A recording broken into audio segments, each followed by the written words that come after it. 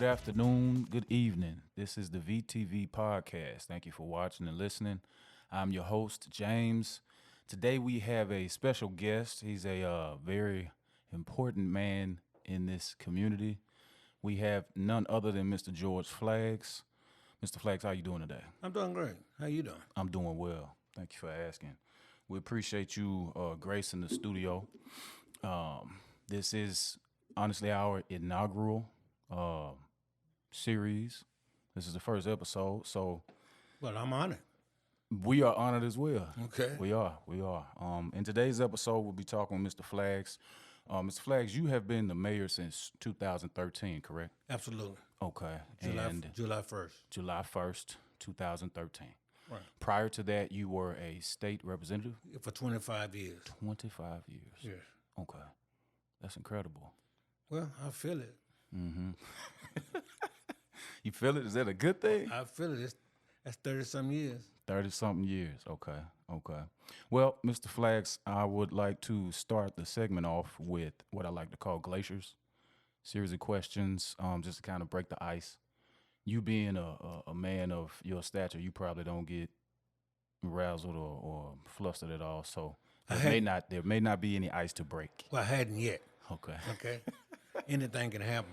That's Never true. take anything in politics to be a surprise. Gotcha. Okay. So yeah, we won't, get too crazy with our questions and our conversation, but And I won't get too crazy with my answer. right.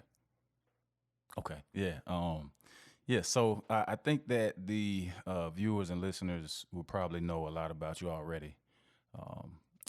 We will talk everything Vicksburg. I do want to ask a couple of questions that may give them some insight to who you are, how you started your career and whatnot. You are from Edwards, Mississippi? Absolutely born. Yes. You were raised in Edwards? No. We moved to Vicksburg when I was 4 years old. Okay, gotcha. And we know a little bit about your childhood. You speak about that candidly in board meetings and things of that nature. What jobs did you work before becoming a politician? Well, before I became a politician, I worked for a chemical company. I worked for a chemical company about 15 years. And then working for that chemical company, I was able to go back to school and further my education and get me a BS degree in industrial technology from Jackson State and an associate degree from Hines. And it kind of prepped me for politics, but at the same time, politics is kind of like as you go, learn as you go. Mm-hmm.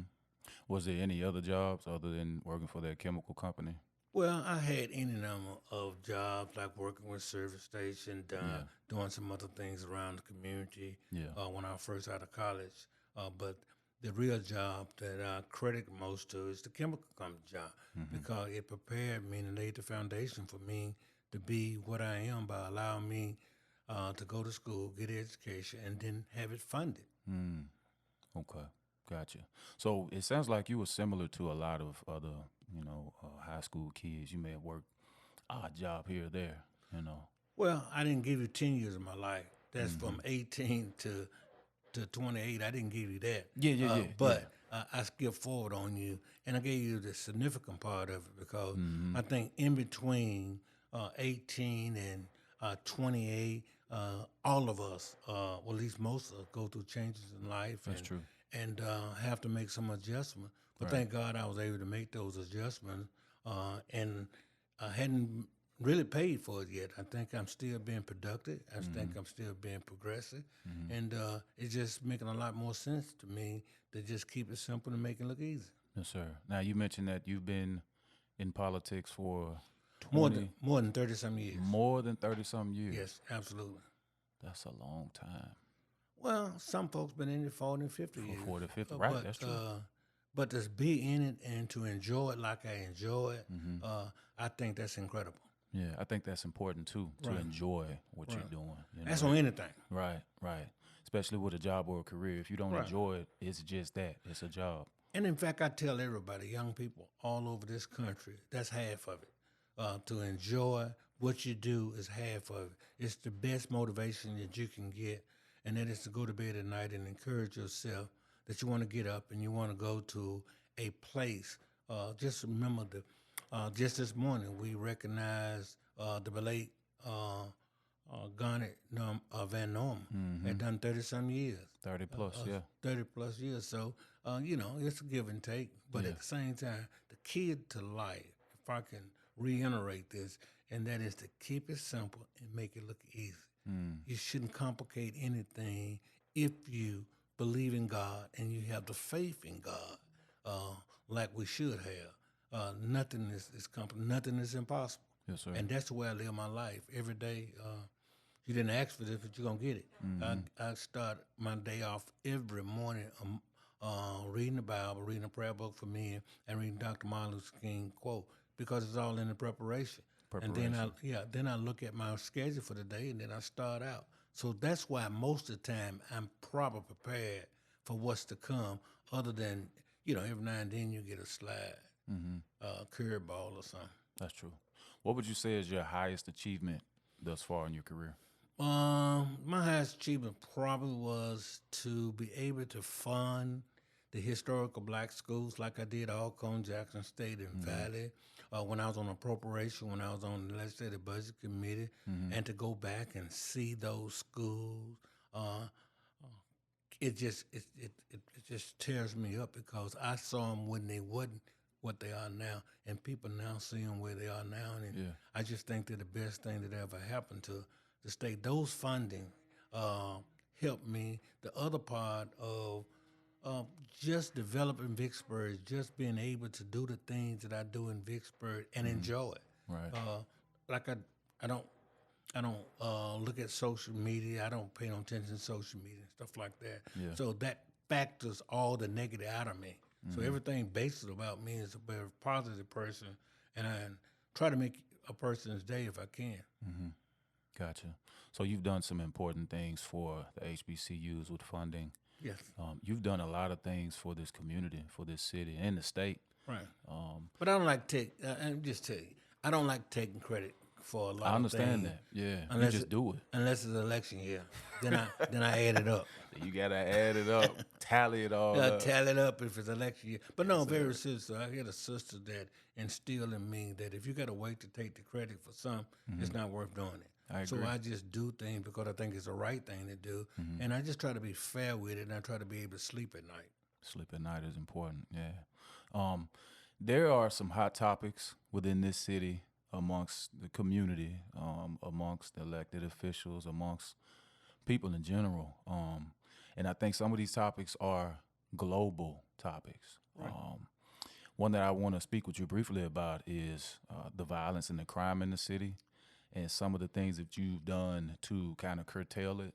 One in particular, and correct me if I'm wrong, ordinance or mandate. So you've put in place a curfew. Right. Is that a ordinance? Well, it's a mandate right It's now. a mandate. And Got it. it's a Proper mandate terms. for what you say 30 days at a time because that's what the ordinance say. We can do it 30 days at a time without changing it. But let me just say that it's unfortunate, but it's probably one of the best vehicles or tools we put in place to help the police officers out and the parent and the community out. I think we got a safer Vicksburg because we made those decisions.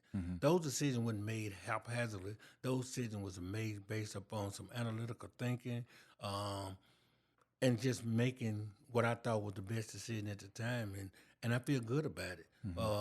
No 17-year-old ought to be out on the streets after 11 o'clock unsupervised or without what it does. It makes no sense to me unless you're going to work to a health care provider.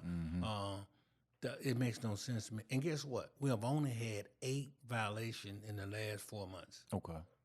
And it's been in place for how many months? About 4 months. About 4 months. Yeah. Gotcha. Okay. Yeah. I've been in some conversations that ask, the question is it working? Absolutely, it's working. And how do you gauge if it's working? And also, you mentioned the police department. They oversee. Absolutely. They enforce the curfew. Every day, I get a sheet of the statistic, crime statistic the night before. Yeah. And I look at them. That's the reason why I can quantify 8 because of that. And there's a block that said curfew. Under the crime statistic, it's registered that way. And I think it's working because of the fact that I think the parents out there are engaging in it too. The school, everybody's engaging in. There's so much collaboration around making this work. Yeah. But unfortunately, the crimes that we're having, if we want to talk about crime globally or around this country, it's not the youth under the 17. It's the 21 to 29-year old. Yeah, it's a different age bracket. And it's a generation thing. Yeah. And I'm convinced that it's going to go away. Yeah. I'm convinced that if judges would put some of these, at least 5 of, behind bars for about 20 years, we wouldn't have these on the streets of Vicksburg. Yeah. But I'm not a judge. I'm the mayor of the city of Vicksburg. Right. Only thing I can just tell you that I see police officers put certain people in jail or arrest them, and then within weeks or two, I see them at Kroger's or Walmart. Right. How do you explain that? Good lawyers. Yeah. Yeah. That's probably the best response you can give right now. Yeah. So with that being said, I'm not of the older crowd per se, but I do consider myself, young at heart. Younger than me? Yes. I got you. Yes, sir. I got you. I'm 70, by the way. 70. Yes. You look good for 70. I think so. Yeah. And I feel good. Yeah, you should. You should. That's how it should go. But yeah, I wanted to kind of ask what in that age bracket, 20, I think you said 20 to 29. Right. What is being done to engage them in a different way by the city specifically? Like, are there things being brought to the city for that age group to take them off of, the path of, okay, well, wrongdoing, crime, idle time, and engage them in something else And that's a great observation. I Yeah. think that if anything we need to work on targeting that age group, giving them something that they can do. But the unfortunate thing about that age group, they don't want to be supervised. Yeah.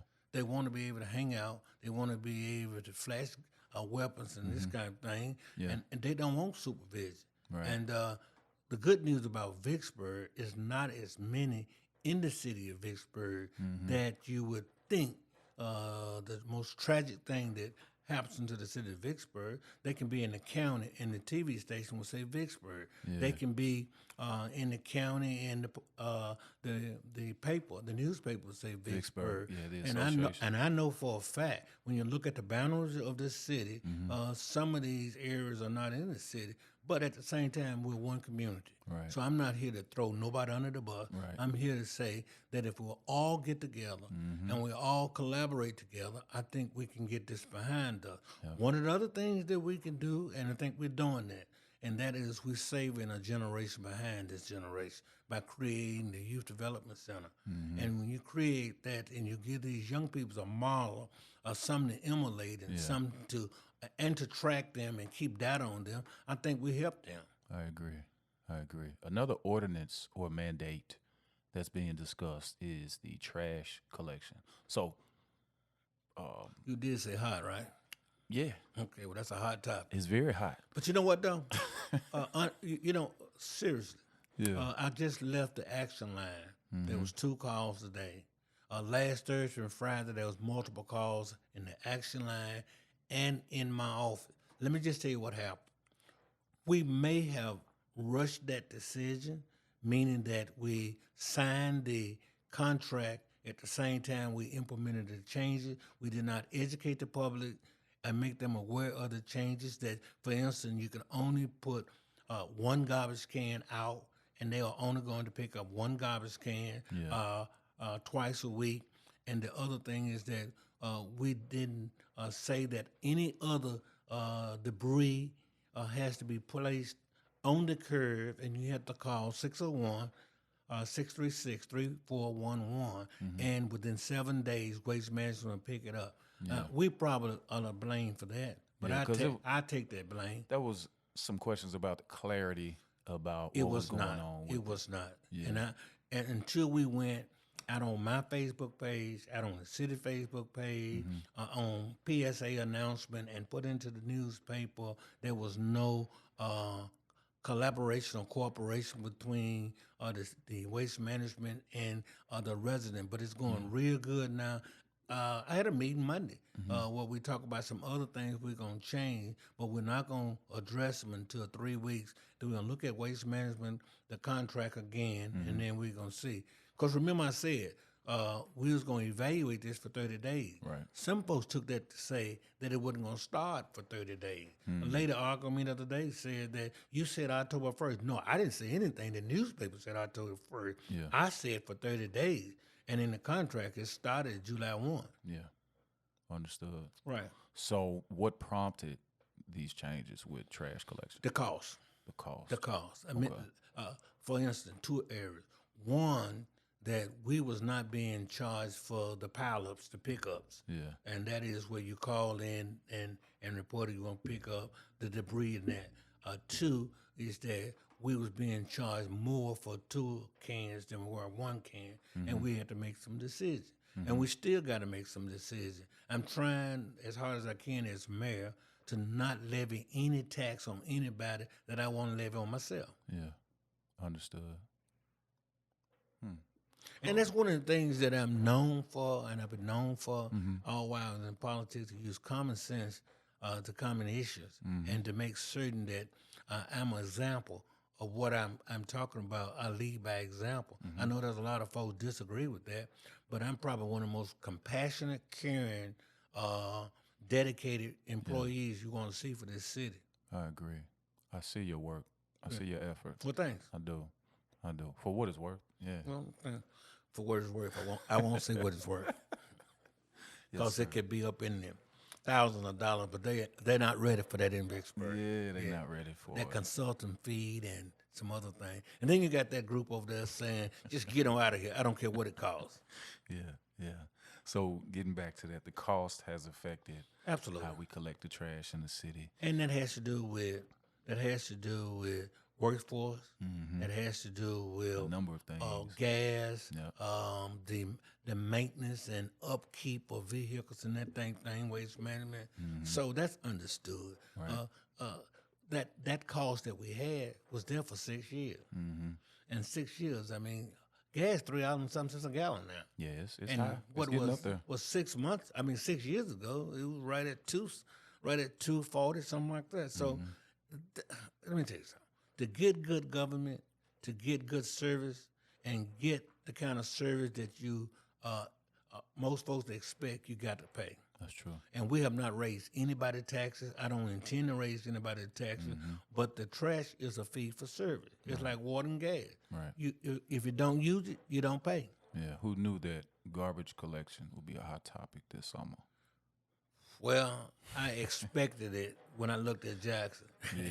Normally these things are just go around. But the good news is that we stayed on top of it, and we're on top of it. The good news is that we've been able to go to a high volume of call to down underneath at least 5 a day. And so that's good news. I think the more we educate and the more we make people aware, the more they understand it. And the good news is they must understand is that you cannot put 2 cans out in front of your resident anymore. If you're business or commercial, you have up to 4 that you can purchase, and each one of them will be of equal value. Yeah. I think clarity on that will help a lot of people. But I hope I just cleared it. Yeah, I think you did. Crystal clear. Clear, okay. Yes, sir. Yes, sir. You mentioned 2 things in that conversation, in particular, cost and then workforce. Moving forward, cost of living in certain areas is different from Vicksburg, Mississippi. Absolutely. Workforce in this area is different. Now, speaking on the topic of, generations that are coming up behind yours, mine, the young adults in this city, from my knowledge, from conversations, talking about Vicksburg, which is what we're doing on the VTV podcast, the young adults, they get their education here. They enjoy their time in high school, the community college that we have here, the local colleges, universities that are close. But then once they graduate, they take all of that knowledge and they disappear. They go to other states. What, in your time as mayor, what can you do or have you done to kind of change that perspective of Vicksburg not being a city built for young adults to work and live? Let me just say this. And that's one thing we have to clarify. Vicksburg is no different than Jackson, Hines, Clinton, or other city. We have folks that go back and forth. Most careers takes at least 7 times in order to be satisfied. And I was just fortunate that in two or three careers I was able to settle down. But let me just say this about that: is that our job is to continue to create opportunities where young people can come back. For instance, M City is a technological transformation center.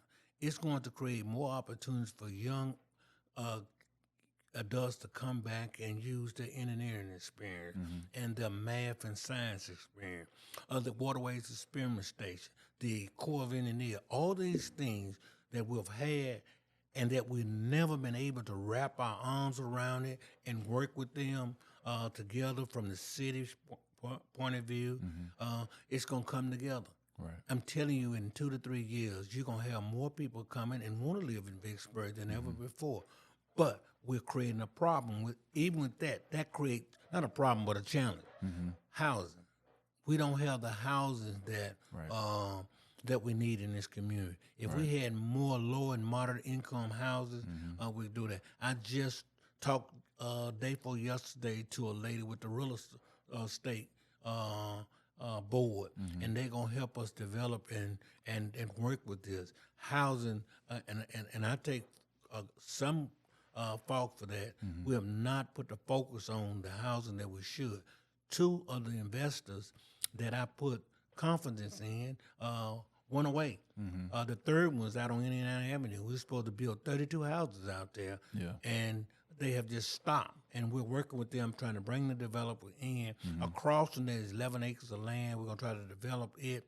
And there's some other areas. But the other challenge we have in Vicksburg is that we're landlocked. Yeah. And because of that, we have to move too much dirt to make it feasible. Right. But we're working with that. But I'm telling you, in 3 years, you won't know this city. The other thing that we are doing is, and I think we had a workforce to support this. We are working on a port, and I think once we get that permit, we'll be ready to start a levee and start bringing some big industrial benefits into this city. Support is a big deal. Right. And so what we had to do, and I tell folks, I know 10 years like a long year I've been here, but be patient because running a city is like playing golf. You have to tee it up, and you count it. You can't count it till the ball get in the hole. Right. And I think we're on our way. I think we'll shorten the strokes, but we got more to do. And I'll be the first to admit that I'm not nowhere near through doing what I wanted to do and I can do. Yeah. But if I leave right now, I'm still going to leave it better than I found it. Yes, sir. But the other thing that I'm particularly happy about our education system. You know, we got a B now. We're working toward that. I'm about to go meet the new superintendent. We got some career opportunities, college, where you can go to college. You can go in high school and get a college, work on your college degree. So I think all of these things in collaboration of all the governing entities working together, it's going to prove to be productive in the future. Yes, sir. Mr. Flags, I appreciate the opportunity to speak with you on the VTV podcast. I do see your effort. I'm pretty sure that a lot of others do. You're pushing the city forward in the right direction. To close, is there anything you would like to leave the listeners and the viewers? Maybe one takeaway, anything. One of the takeaways is to be patient. Be patient. And have faith. Key word. And let's keep going. And the last, my motto is keep it simple, make it look easy. Keep it simple. And make it look easy. Make it look easy. Got it. I'll take that one with me for sure. You got it. Yes, sir. That's free. That's free? Yes, free. Okay, I thought I might get a bill in the mail. No, that's free for you. Okay. Yes, sir. So in closing, I'm James, your host with the VTV podcast. Make sure that you tune in, lock in, follow us on Spotify, YouTube, Facebook, and also the VTV channel. George Flags, thank you for your time, sir. And thank you. Yes, it's my honor and pleasure.